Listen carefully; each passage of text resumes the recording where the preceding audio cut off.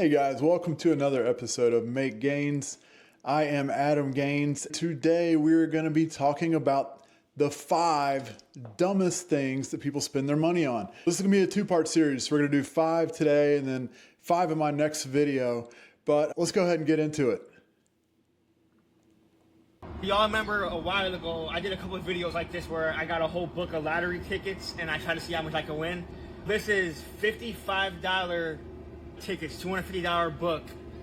Look at all these. I'm not going to drag them all out, but there's 50 of them here. You can see them all.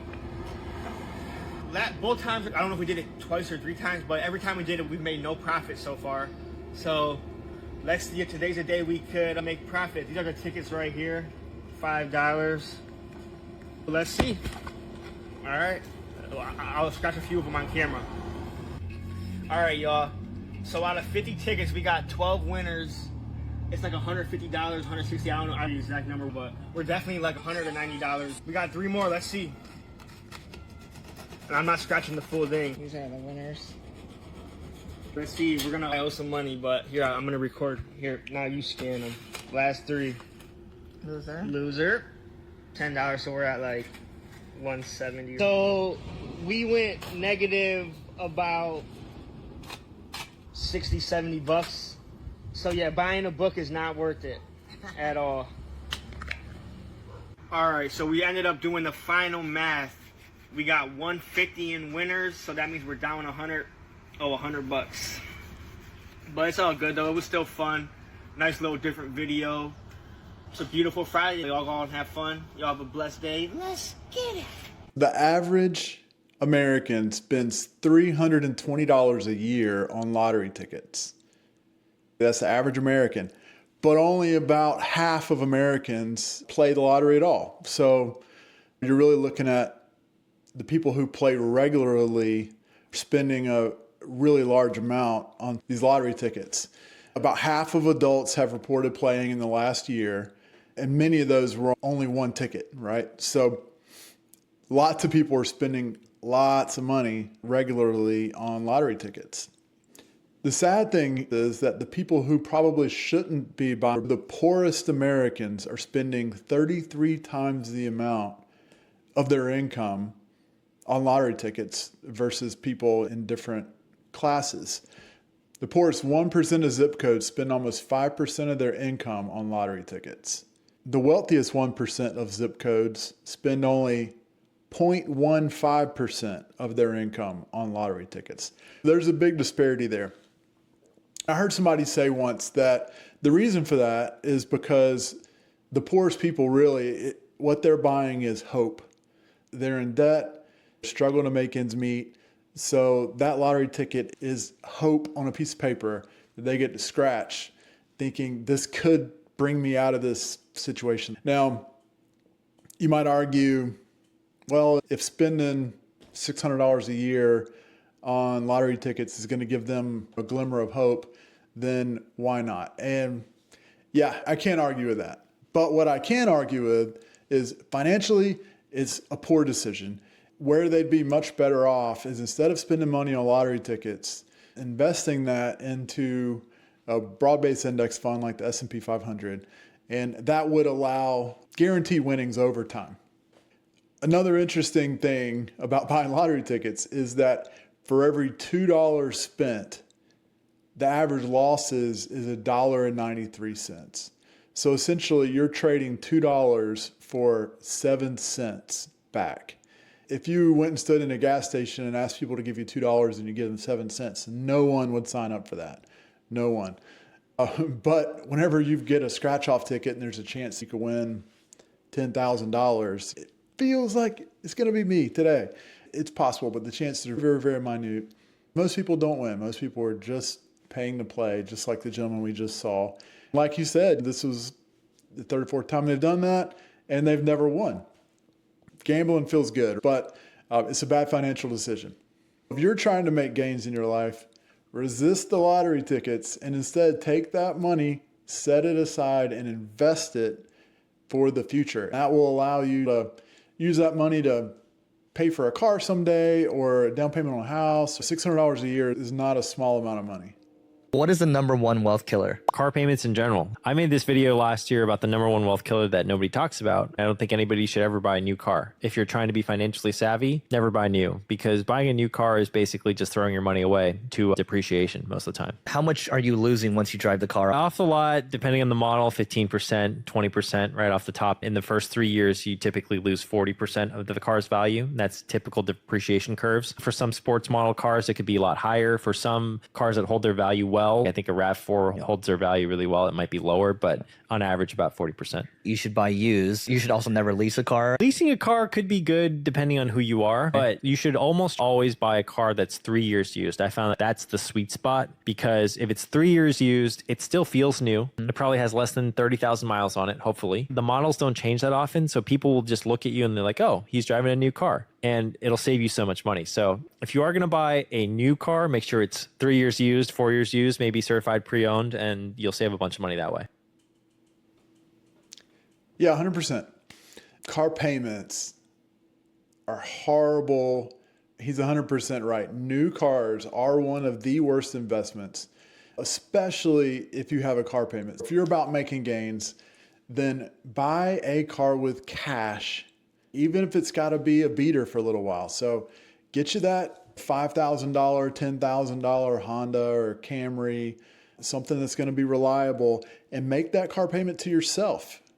If you were about to buy a new or few-year-old car and you were going to be having a $500 car payment or $800 car payment, make that car payment to yourself for the equal amount of time, whether that's 3 years or 5 years, 7 years, whatever it is.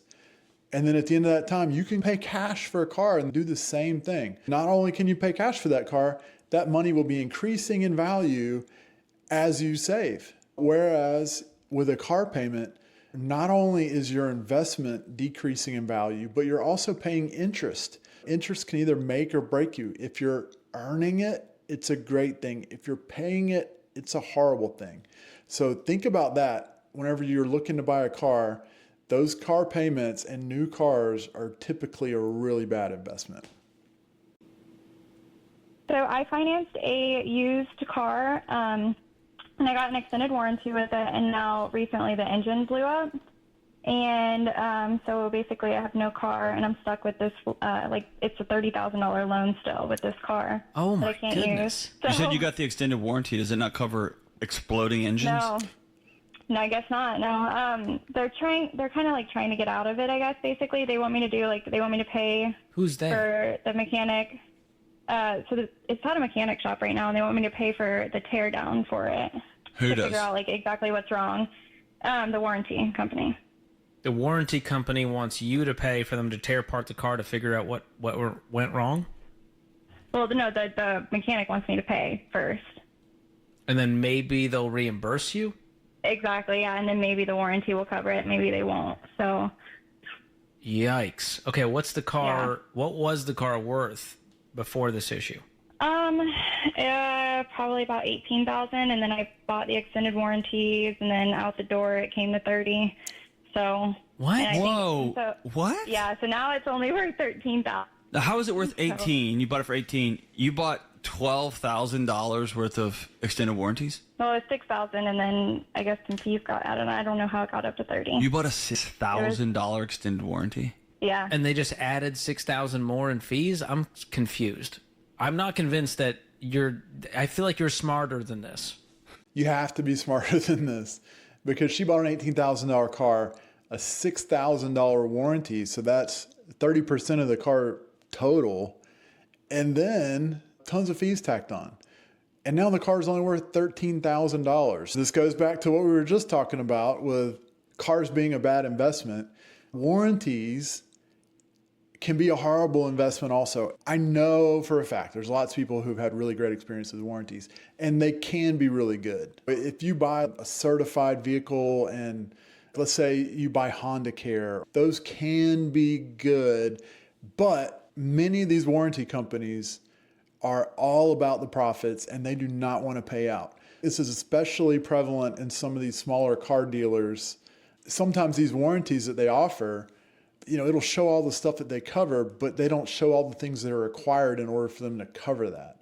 So If you're considering buying a warranty on a vehicle, make sure you understand what they will cover, what they don't cover, and what the expectations are for you in order for them to honor the warranty. I heard some really good advice. If you want to understand which warranties are good or not, ask a mechanic you trust. If you're going to buy a car warranty, which one would you buy? But she paid $6,000 for a warranty. $6,000 should cover just about anything that goes wrong with your vehicle.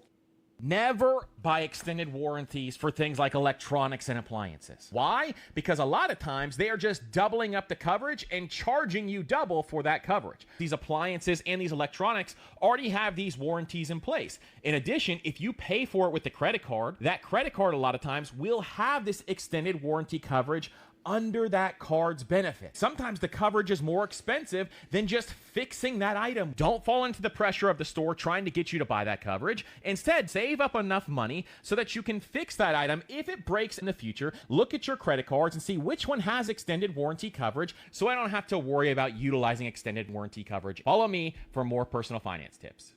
Some interesting stats for you. 47% of vehicle owners have an extended warranty. Only 1 in 10 report using that warranty. So 42% of those warranties are never used at all. And 65% of the people who use those report that the cost of the repair was less than what they paid for the warranty to begin with. Now for electronics, it's even worse. According to Newsweek, only 1.43% of warranties sold on electronics or appliances are ever used. And typically warranties cost about 24% of the price of the item to begin with. And the repair might not even be that much. So you've really got to consider this when you're buying a warranty. The same goes for home warranties. I was given a home warranty when my wife and I bought a previous house. And we had to use that warranty twice. The second time it was a problem with our AC. The guy came out and we had to pay a $75 deductible to have the guy come out and do the repair. We wrote him the check and that was part of the warranty deal. I asked him when he was leaving, how much would that have cost us if we didn't have the warranty? He laughed and he said $75. So many times it's not gonna be worth that at all. The credit card tip was a great one because many credit cards come with an extended warranty. Also, I like to shop at Costco. Costco adds a 2-year warranty to everything they sell. So if you buy, let's say, a computer that has a 1-year warranty on it, they're going to extend that manufacturer's warranty by a year. I've never had to use it, but it's nice to know that it's there just in case, and that's not something you have to pay extra for. The same goes for appliances purchased there. If you look into things like that before you make your purchases, you can save a lot of money. But buying those extended warranties is in most cases a really dumb investment. Now, I know a lot of folks are going to say, oh no, I've used them all the time. And you may have, and I've used them before too. But in large part, spending money on those warranties is not a good investment. And most people don't use them according to these numbers we just went over. Let me know your opinion down below. Do you buy these warranties? Do you use them? I know a lot of folks buy them on everything they purchase because it gives them peace of mind. Let's talk about the 4 worst investments that I think you can make. The first investment that he mentions is whole life insurance, and I couldn't agree more. Let me show you why. In this example, let's compare term life with whole life insurance. Here we have term life $1 million policy starting at 30 years old, $47 per month for 20 years. But a whole life policy $1 million coverage starting at 30 years old, $837 per month for the rest of your life. Now there are 4 main components to a whole life policy: the agent, the premium, the cash value, and the death benefit. The agent in this example gets a very high commission, which on average is 1 year of your monthly premium, about $10,000.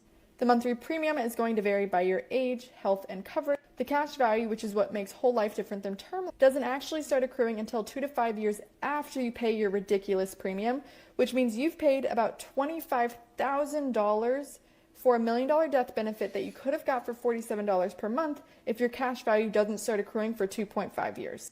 And then again, in this example, your death benefit is $1 million, and that's all your family get when you die. It does not include your cash value, no matter how much money you have in it. It only includes the death benefit.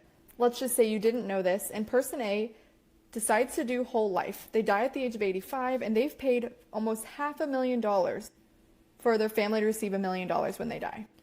But person B is very smart. They also die at 85. Between the ages of 30 and 50, they pay for term life insurance, which is around $11,000. And they also invest $500 a month at 7% between the ages of 30 and 85. So throughout their life, they've paid a total of $330,000 in their investment. But when they die, their family gets almost $4 million. It really doesn't get any more clear than that. The type of person that whole life policy works for is so minute that it shouldn't even exist. And the only people still selling it are the ones who get paid to. I hope you all listen to this and take it to heart, because whole life is one of those. I've had someone try to sell me on it, and the pitch is really good. Not only do they say, oh, you get the $1 million benefit, but they like to talk about that infinite banking. You can be your own bank. You can borrow from yourself instead of having to borrow from the bank. Well, guys, let me just tell you, it's not everything is cracked up to be, because of what she was explaining around the initial payments. So the 2.5 years of paying into it before you can do anything with that money, you're much better off taking that money and investing it. This is the clearest reasoning on why whole life is a horrible investment. Many people buy whole life and their family sells it to them. Sounds like a good investment because you get this policy forever, but you're paying so much into it. And if you just look at that last box where she showed what you'd get if you took that amount of money and just invested it into the S&P 500, and she said it's 7%. The market typically does better than that. But over $3 million that you'd be leaving, to your family. And it's much better than $1 million, and you're paying so much less into it. So it is a really dumb investment. I know there'll be people who argue. You can watch a million videos on YouTube where people are trying to justify it. Guys, don't fall for it. Just look at the numbers. Go back and watch that clip 4 or 5 times if you have to. Make sure you understand that if you just get a term life policy that covers you, doesn't have to cover you forever, okay? Most policies aren't going to cover you until you're 85, but you can get one for 30 years, pay that $30, $40 a month, and invest that other money. If you do that, you will be very wealthy by the time you reach the end of that policy. So don't fall for this whole life stuff. Did anybody else have a phase where they thought they didn't want to work a job, so they were delusional enough to think that investing their money into crypto was going to make them rich? Like, I don't know if you guys had that phase, but after I competed in Fortnite tournaments, I made like a little over 8,000. And I was like, let me throw this money into crypto. That's going to make me rich, and then I'm never going to have to work a job. I did that and ended up losing over $4,000. That was a painful lesson to learn. I'm glad it was only $4,000. But I guess I just have not learned, because now I've lost over 70,000 in crypto. It is what it is. I'm glad I've been able to build a real business instead of relying on crypto stuff. This is really painful. Moving forward, I'm probably not going to be investing into crypto. I mean, I don't know, but I'm definitely not selling. I'm going to hold this to zero. This will probably spark some controversy because crypto has made a lot of millionaires, but a lot of people have lost a ton of money. The important thing with crypto is not getting into these meme coins or altcoins. If you're going to invest in crypto, only invest in the major players like Bitcoin and Ethereum, and only invest what you're willing to lose. It is extremely volatile, and many people lose a lot of money. The last time it hit an all-time high, people started going all in. And then it dropped all the way down to 16,000, or maybe even less. Many people lost a lot of money. Now, if they were willing to hold, they'd be doing better now, but it is extremely volatile. You can make money in crypto, sure. If you're looking for an investment that continually does well and you can buy and hold and not have to worry about it, the S&P 500 is tried and true. Crypto is not. So again, I'm not saying don't invest in crypto. What I am saying is crypto can be a very dumb investment, especially if you're trying to trade. If you're doing buy and hold, I wouldn't say it's a dumb investment, but I would say it's dumb if you're going to be trying to trade crypto, or if you're not willing to hold when you see your money get cut by 70, 80%. Because it's happened many times in the past. It'll probably happen again just because of the volatility of crypto. Don't invest a large percentage of your total assets. Many professionals say no more than 4 or 5% of your total investments go to something like that. But make sure it's something that you're willing to lose. The rest, like we've talked about lots on this channel, you want to invest in things that are smart, and you want to make that be something that has shown a history of performance. Broad-based index funds, S&P 500 like FXAIX or VU. Okay, so look into those. Again, this isn't financial advice, but that is what I'm doing. I do invest in crypto also, but it's a very small percentage of my portfolio, and I'd be fine if I lost it. That's all for today, guys. Those are the 5 things that are some of the dumbest investments, and we're going to do another 5 next week. If this is your first time watching the channel, thank you for watching this long. I would like to ask you to like the video and subscribe. That'll really help our channel. We're a fairly new channel trying to grow. You know, I'm having a lot of fun doing this, so I'll be continuing to put out 2 videos a week. I do it on Mondays and Thursdays. And guys, I will see you next time. Thanks for watching.